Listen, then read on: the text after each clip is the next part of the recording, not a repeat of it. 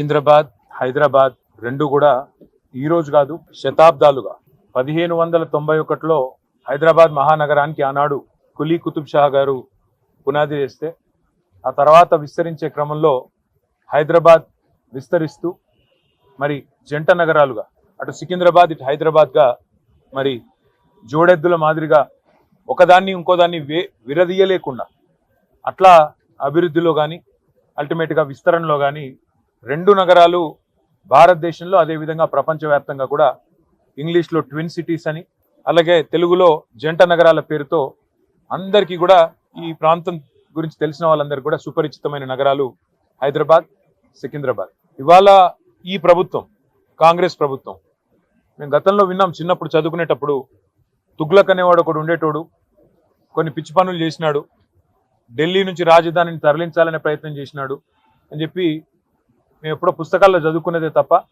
ఇవాళ ప్రత్యక్షంగా తుగ్లక్ అంటే ఎట్లా ఉంటుందో, తుగ్లక్ పరిపాలన ఎట్లుంటుందో ఇవాళ మాకు కనబడతా ఉన్నది. ఒక పిచ్చోడి చేతిలో రాయి మాదిరిగా గెలిచిందేమో ప్రజలకి కేసీఆర్ గారి కంటే ఎక్కువ మేలు చేస్తా అని చెప్పి గెలిచినారు.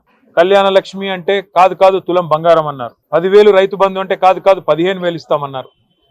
ఒక ముసలమ్మకు మాత్రమే పెన్షన్ ఏంది, ఇద్దరికి ఇవ్వాల పెన్షన్, అది కూడా 2,000 కాదు 4,000 ఇస్తామన్నారు. ఇవన్నీ కూడా 100 రోజుల్లోనే చేస్తాము, 6 గ్యారంటీలు, 420 హామీలు అని అడ్డగోలు అబద్ధాలు చెప్పి అధికారంలోకి వచ్చారు. మరి అధికారంలోకి వచ్చిన తర్వాత 6 గ్యారంటీలు అటకెక్కించినారు. 420 హామీలు మరి ఏ మూలకు పోయినాయో తెలియదు. కానీ వాళ్ళు చేస్తున్నది ఏంది, మొట్టమొదటి పని టీఎస్ను టీజీ అన్నారు, అది జరిగింది. దానివల్ల ఏ జీవితం మారిందో, ఎవరికి ఆనందం కలిగిందో, ఏ పేదవాడికి లాభం కలిగిందో ఇప్పటివరకు తెలియదు. తెలంగాణ తల్లిని తీసేసి కాంగ్రెస్ తల్లిని తీసుకొచ్చి పెట్టినారు. అట్లాగే ఆ తల్లి చేతుల్లో తెలంగాణకు ప్రతీకగా ఉండే బతుకమ్మను తీసి పక్కన వారేసినారు. అసలు తెలంగాణ అస్తిత్వానికే దెబ్బ కొట్టే విధంగా మరి ఆ తల్లి రూపునే మార్చి ఇవాళ ఒక దివాలా తీసిన కళావిహీనంగా ఉన్న కాంగ్రెస్ తల్లిని మన మీద రుద్దే ప్రయత్నం బలవంతంగా ఒకవైపు. ఇంకా విచిత్రం, రాచరిక పోకడలు అంటాడు. ఏమనంటే హైదరాబాద్కి నిషాన్ చార్మినార్, ఆ చార్మినార్ని తీసేస్తా అంటాడు. ఏది, మన తెలంగాణ రాజముద్ర నుండి. కాకతీయ రాజులు, కాకతీయ డైనాసిటీ వారు తెలంగాణకు చేసిన విశేషమైన మేలు మీరు చూడాలి అనుకుంటే మీరు తెలంగాణలోని ఏ జిల్లాకి పోయినా వారు కట్టించిన చెరువులు, వారి ఆధ్వర్యంలో జరిగిన వ్యవసాయ పురోగతి ఇవన్నీ మీకు కనబడతాయి.